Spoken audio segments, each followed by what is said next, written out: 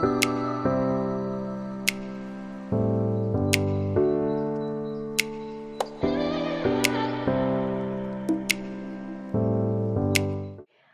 it's Jenny from I Love You More Than Gumbo, and today I'm starting my video journal. Let's talk about my weight. We are a little more than a month away from my gastric sleeve weight loss surgery, and I've got some notes here to open up and talk about something a little personal that women don't normally want to talk about, but I kind of don't care if I talk about my weight. I mean, it's obvious I'm overweight, fat, morbidly obese, whatever term you want to use. I'm not ashamed of it. So, in my opinion, there's no way to fat shame me if I'm not ashamed of it. So, I've had only one comment since I started posting on YouTube in this capacity, and that was someone who decided to ask the question, why are these Temu shoppers and reviewers sitting on their couch shopping with Temu when they should be at a gym? Something along that line. I just responded with grace and politeness and thanked her for being concerned for my health, because that's exactly how I felt. I can't answer for other people. I can only answer for myself. I'm not comfortable in a gym. There was a day when I was, and right now is not that time, and it has nothing to do with the gym. It has everything to do with me. And maybe if I was with some friends, I would be more comfortable because I'd have someone to talk to.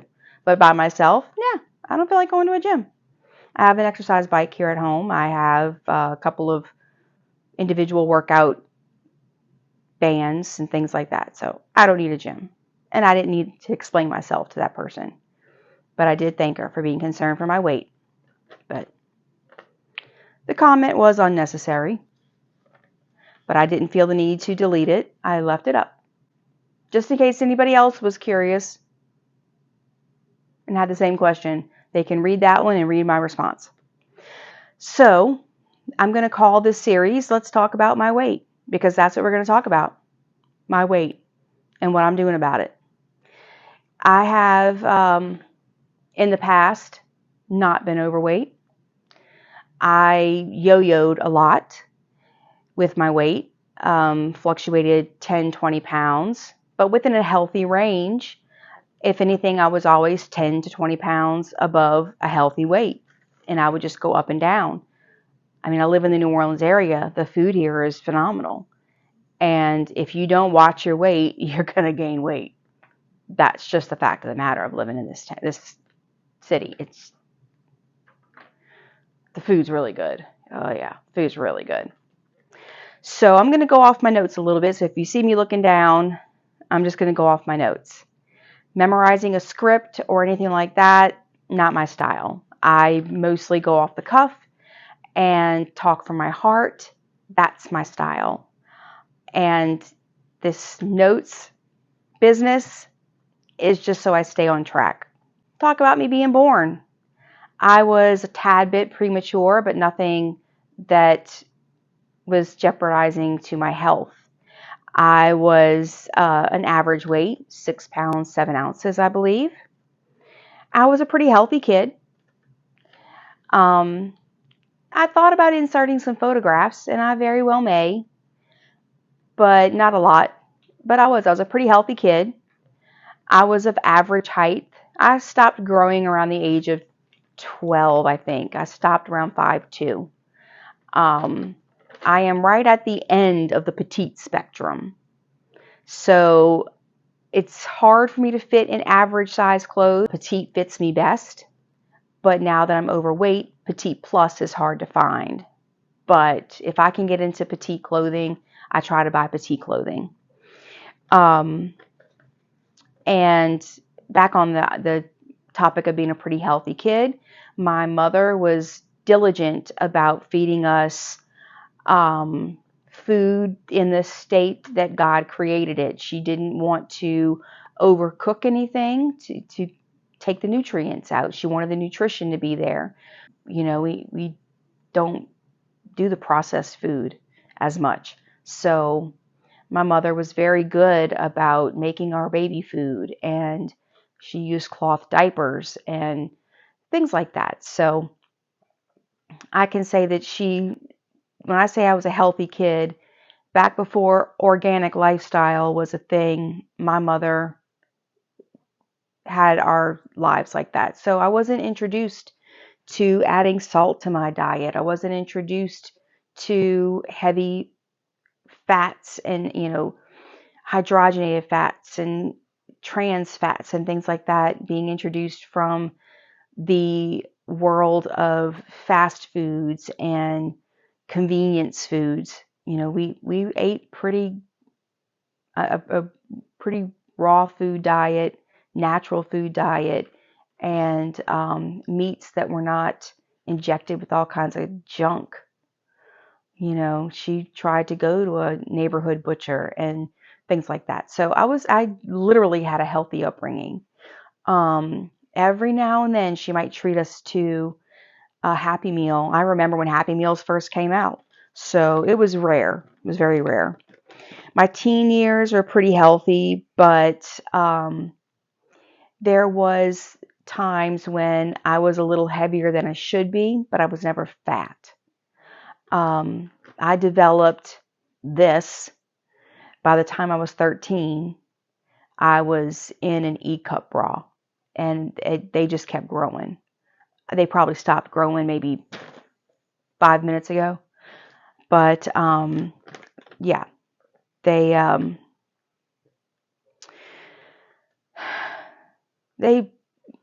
messed with me up here. I always had a problem. Well, there's Rosie. Everyone say hi to Rosie. Rosie, sit down, baby. I think she's going to interject into the shot whenever she feels like it. I constantly try to feel like I wasn't different, but I was treated like I was different. The boys treated me one way and the girls treated me another way. And it wasn't fun with the way that I was looked at sometimes when I could not hide the body I was given. Clearly, I was looked at in a sexual way at too young of an age, and I did not like that. So, yeah, it was a lot to take in. I might have been a little more popular than I wanted to be for reasons I didn't care for. But all in all, as I got older in high school, I made some very good friends, and whether they were friends with me for my physique or my personality, we're still friends today. And we laugh about some of the things that we thought of each other back then. And one of the things that I laugh about the most is how I did not realize how beautiful I was and how ashamed I was of my body. And I look back at the photographs of me and I'm like, wow, in my head, I thought I looked one way, but I was really cute. So, body dysmorphia. It's a shame. After I graduated high school, I went off to college, and during my freshman year, I met someone and we got along pretty well. We got engaged and were engaged for a couple of years, and then we got married. Everyone told me I was too young. I didn't listen. And even though I wasn't skinny, I was really pretty. And he ended up not being the type of husband that a woman deserves. However, I don't want to shame anyone on this channel, so I will not bring up the problems in my first marriage. But I ended up, to preserve myself, leaving that marriage. And that did a number on me. And that was the first time I ever found out that I was a depression eater. And that was a revelation in and of itself, because I gained probably 60 pounds while we were split up and going through the divorce. In the meantime, I did get back together with my high school sweetheart, and he didn't judge me. He didn't make mention of the weight gain. He loved me for who I was, and that was nice. I did end up losing a lot of the weight. He and I ended up not working out. And I was going out to nightclubs and having fun and doing what a single girl does. I dated seriously guys here and there. And then I met somebody who I fell head over heels for. And we became engaged. And shortly after we became engaged, he was kind enough to break off the engagement because he had been cheating on me. And that was a dagger into my heart. And on the way home from his house, I stopped at Popeye's Fried Chicken, picked up an 8-piece box of chicken, and ate the whole box of chicken on the way home. So here we go again.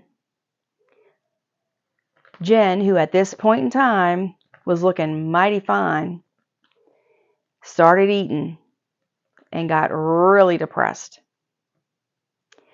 And just ate and ate and ate. And I slowly ate and slowly put on weight. I was in a very dysfunctional place. I started dating a guy who was not the right person to be dating. And I dated him for quite a while until I met the man I'm married to now. And I lost some weight because I was in a happy place. And I got to a decent weight, nothing to be thrilled about, but I would have been considered overweight by about 20 pounds, but I wasn't grossly overweight. I wasn't pushing 200 pounds like I was. So, and even Scott, my current husband, he paid for me to go to a weight loss center called Quick Trim. I don't know if anybody remembers that place, Quick Trim. But I went to this place called Quick Trim, and he helped me lose some weight, and we went on our first cruise, and I had lost 40 pounds for this cruise. Excuse me. And I was about 29 at this point. And, I'm in, this great relationship with the man I'm going to marry in the future. But I kept off the weight for quite a while. And, I looked fabulous, even though I still needed to lose about another 10, 15 pounds. I looked really good. And I was really proud of myself. And if I just could have stayed at that weight, if I just could have stayed at that weight. But I think some of you may know what happened on August 29th, 2005. And if you don't, I will remind you. There was this storm, Hurricane Katrina.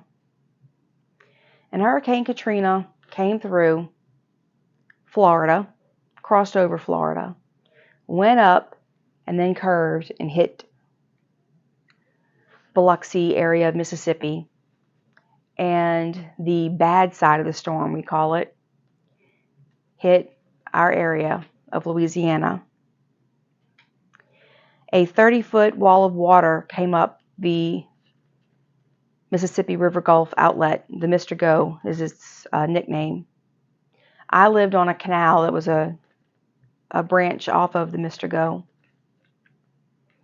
And from that wall of water, the 17 to 20 foot wall of water washed up the canal that we lived on, and the tidal wave came into our backyard. We had 17 feet of standing water after it drenched over our house. Our hot tub rode a wave over our house and ended up many blocks away from our house. That's how bad it was. I can insert some pictures just to give you an idea of the aftermath of my home. And that just gives you a small idea of what our emotions and our mindset was like for quite a while. To say I went into a depression is an understatement. We evacuated on August 26th or 7th.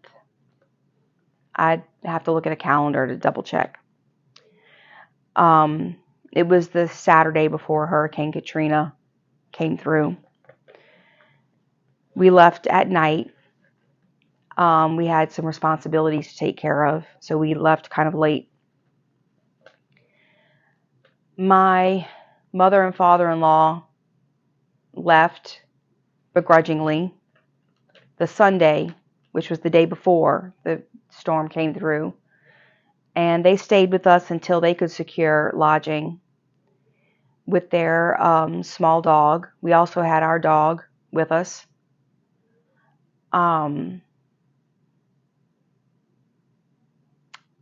It was a little crazy at first. There was a lot of people at the KOA campground west of Houston. There were some people from our community there. At first, we could only get TV stations on our antenna in Spanish, so we had a hard time getting any news. My Spanish was really rusty, so it was scary. And I went into a mode of, I was the only one with a working cell phone, as a matter of fact. Most people had Alltel at the time, which is now, through several different takeovers, is now Verizon. But at the time, a lot of people had Alltel. I had AT&T. And I was the only one with cell phone service, so I made all my phone calls to insurance and things like that. And people were using my cell phone. Put it this way, I was 1,300 minutes over my plan by the time I finished making phone calls on day 2 after the storm. And I had to fight with AT&T to not pay overages. But there was a lot of things going through my head. When I say I ate through all my depression, I had enough tacos and fajitas. People brought us food at the campground constantly. Tacos, fajitas, steaks, candy, you name it. I was eating it. And I didn't bring a whole lot of clothes. We had a camper that we owned, and I had a closet about this wide to share between the 3 of us.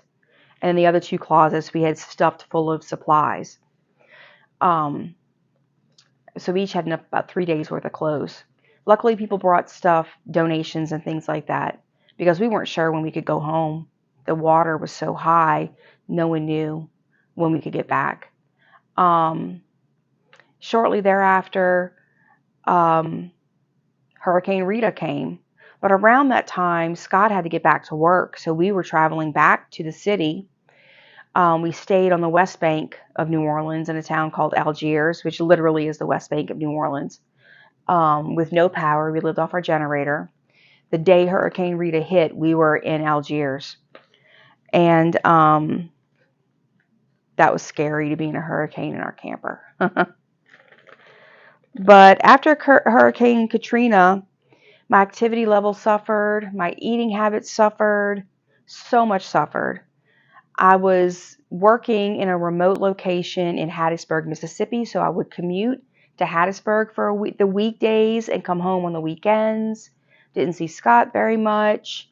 Our families were all over the place. My dad was in Lafayette. His parents were in Houston. One sister was in Houma, Louisiana. Another sister was in Dallas, Texas. His daughter was staying with his ex-wife, in Mississippi. And then another time she was in another area. Everybody was all over the place. Luckily, his son was close by to us. And by October, I was back in my regular office area.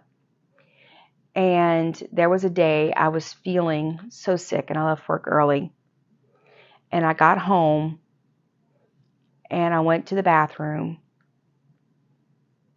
and I suffered a miscarriage in the bathroom. And there I am with my placenta in the bathroom, screaming for Scott. I had literally, I guess you could say, given birth, although it was an early term type of thing. Everything had come out. So, my doctors did what they needed to do for me. That plummeted me into a deeper depression than the hurricane ever had. More weight gain after this for months. I had gained weight from the storm, gained more weight from the miscarriage, and I just kept gaining and gaining and gaining. At this point, I was slightly over 200 pounds, maybe 205, 210. And I was aware, fully aware, didn't care, just didn't care. And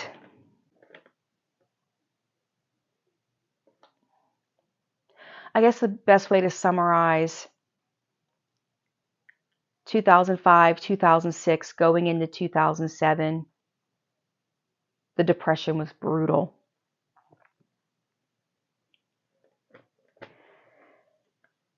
On top of that, add into that going into 2008 as well, 2005 to 2008, we were having to fight for custody or to even maintain 50-50 custody of Scott's daughter, which wasn't difficult to maintain 50-50 custody.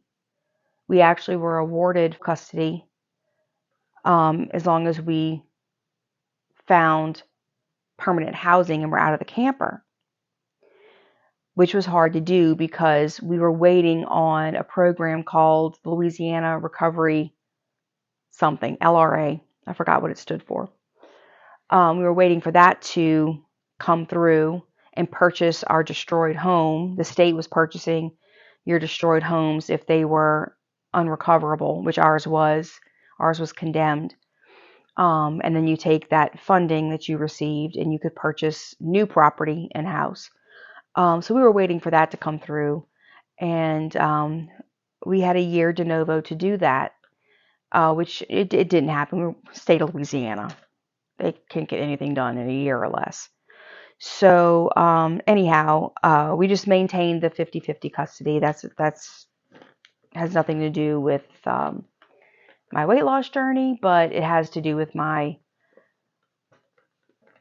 deep dive into some horrific depressions. We were dealing with drama that was unnecessary. If we had it our way, none of it would have been done in a courtroom. So that was really hard on everyone involved on both sides. And to add to that, losing a child via miscarriage,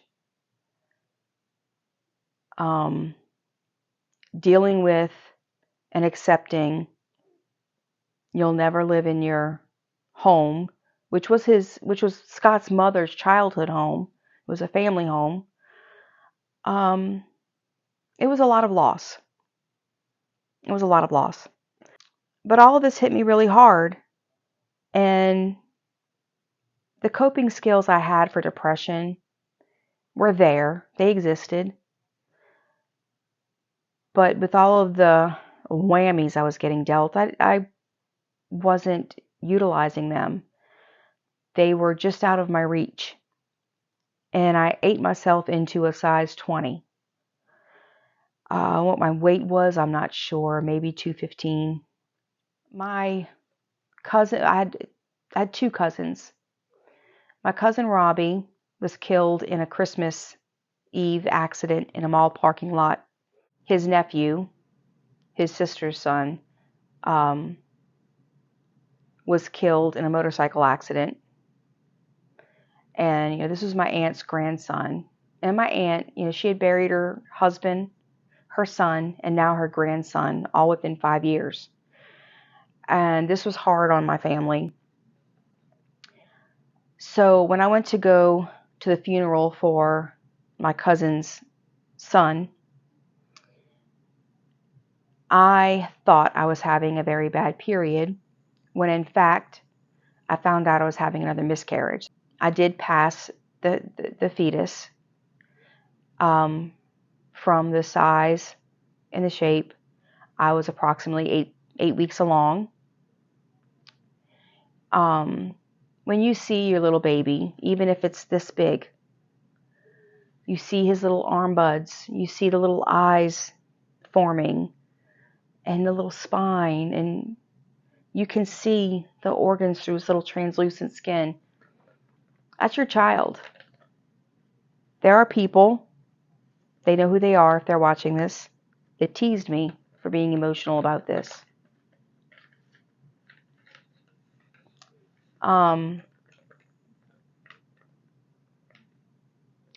When I discovered that little body,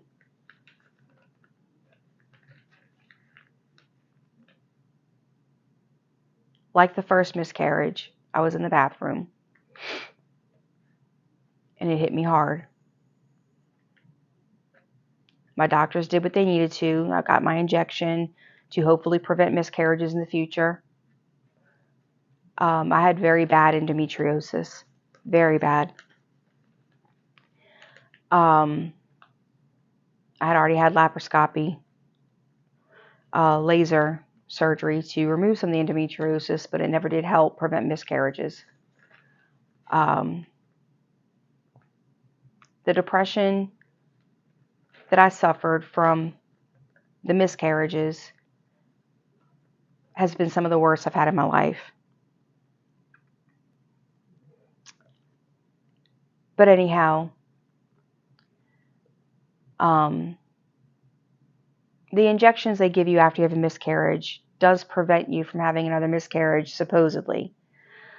But, I was fertile enough to get pregnant, and I was pregnant again by the spring of 2011. And this time, I was able to hear the heartbeat. I went through a normal ultrasound, and I saw the baby, and I thought this time it's going to work. It's going to take. On the day of the second ultrasound, I was sleeping in the morning. About 5 in the morning, I woke up to a dream where I heard a voice in my dream saying, "Bye, Mommy." I woke Scott up and said, "Take me to the emergency room now." And I told him why. And he said, "It's a waste of time. You have your ultrasound in just a few hours. Go back to bed." I told him, "No. Take me to the emergency room." And we went. And I even told the people at triage, "I hope I'm wasting your time. I hope I'm wasting your resources. And I hope I'm wasting your money." Based on a dream I had. So they called my OB. She was in a birth, and I was waiting for her. The technician came in and did the ultrasound, and when she turned the monitor away, I knew something wasn't good, something wasn't right. There was no sound, which to me meant there was no heartbeat, because otherwise she would have had the sound on. I got up and went to the bathroom a lot. You know, when you're pregnant, you pee like there's no tomorrow. And I was walking back from the bathroom at one of the times, and I felt this enormous amount of pressure. And I stopped. My water broke. And I started screaming for Scott. And I went into labor right then and there. And that was the end of that pregnancy. I was 39 years old. And I told Scott after that day, there was a lot of emotions, a lot of screaming, a lot of crying. And Scott said we could try again. We can try again. And I got the shot in case I wanted to try again. They gave me the shot. I didn't ask for the shot. And I told Scott before my OB got there that I don't want to try again. I don't want to go through this again. I can't take another miscarriage. When my OB got there, she said I didn't pass everything, that I needed to have everything removed in case I go into shock. But I had lost too much blood, and I wasn't in a state that could tolerate anesthesia. So I did the DNC with no anesthesia. That was a pain I wouldn't wish on anybody. But they did not do a typical DNC, I guess. No vacuum. It was just forceps. So I guess it wasn't a DNC. It was just it was the forceps pulling everything out. Reliving that reminds me of how strong I am. Reminds me of what I can take and come out the other end.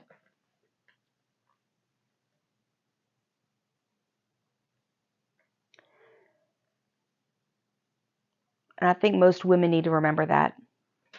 No matter how depressed you get, you will come out the other side.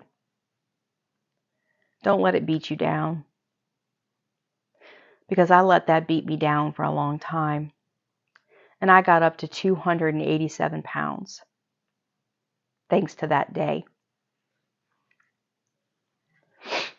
And it took years to get to that weight. Because I left the hospital that day at 230 pounds.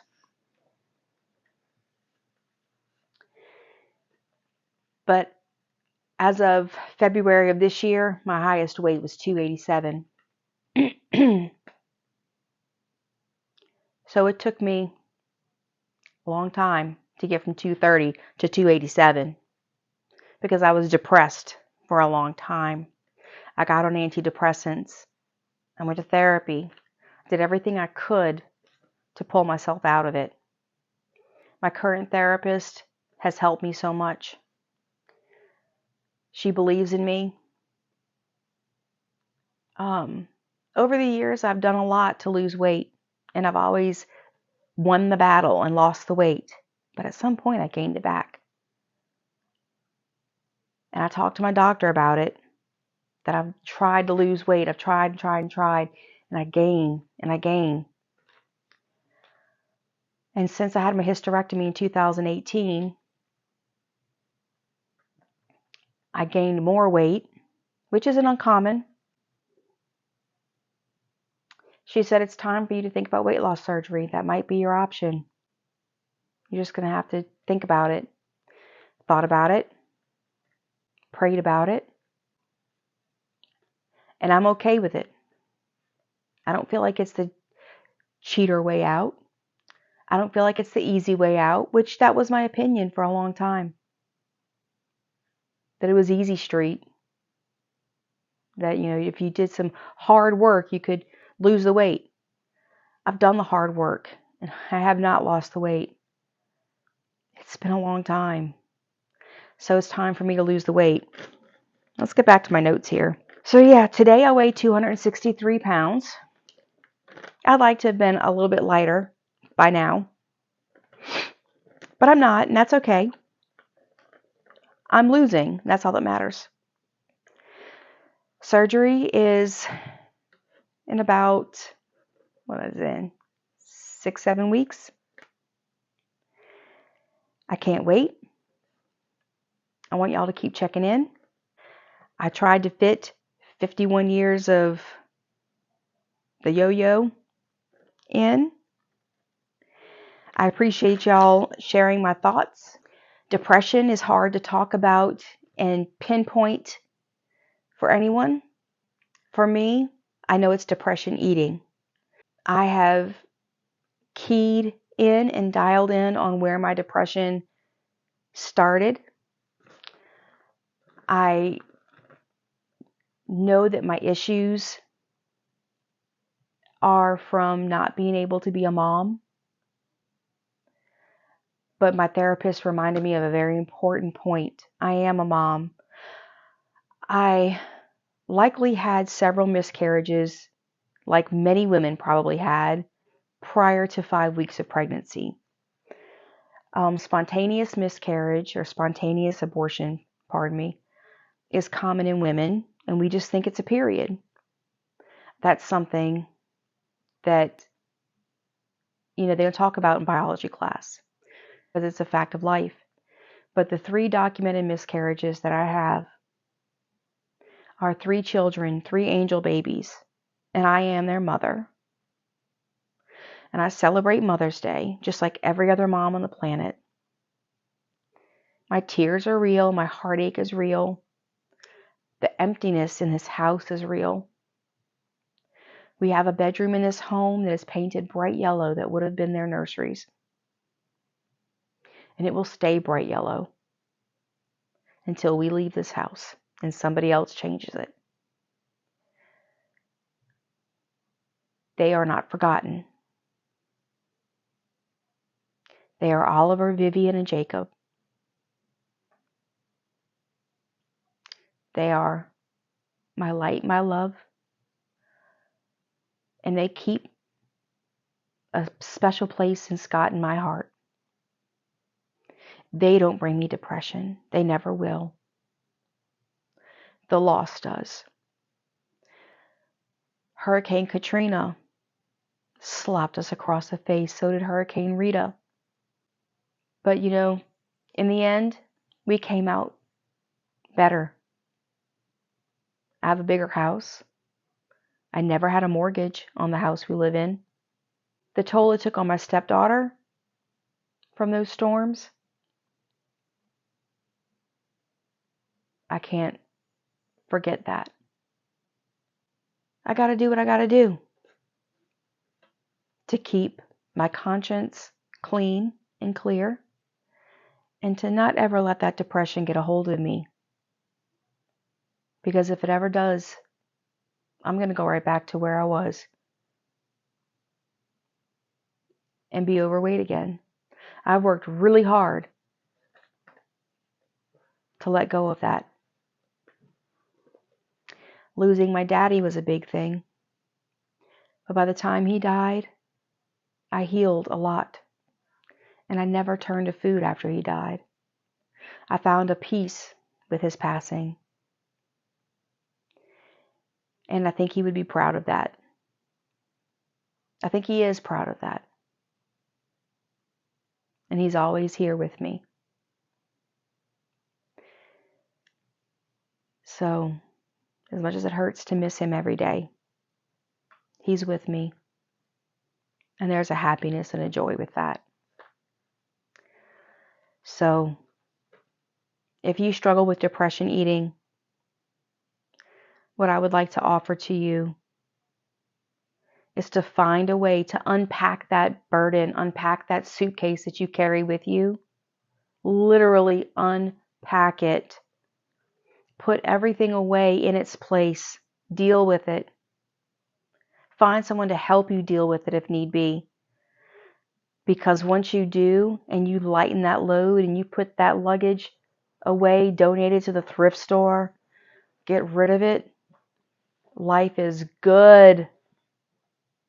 Life is good. And I'm going to see you on the next video journal to talk about the next step I have, because therapy was the first step. And I have unpacked my suitcase and I have put away all the depression I had from my miscarriages, the depression I had from the storm, the depression I had from the baby mama drama, all of that stuff. It's unpacked. It is put away and I have let it go and I'm free. And now it's going to be the next installment, how I've changed my eating habits.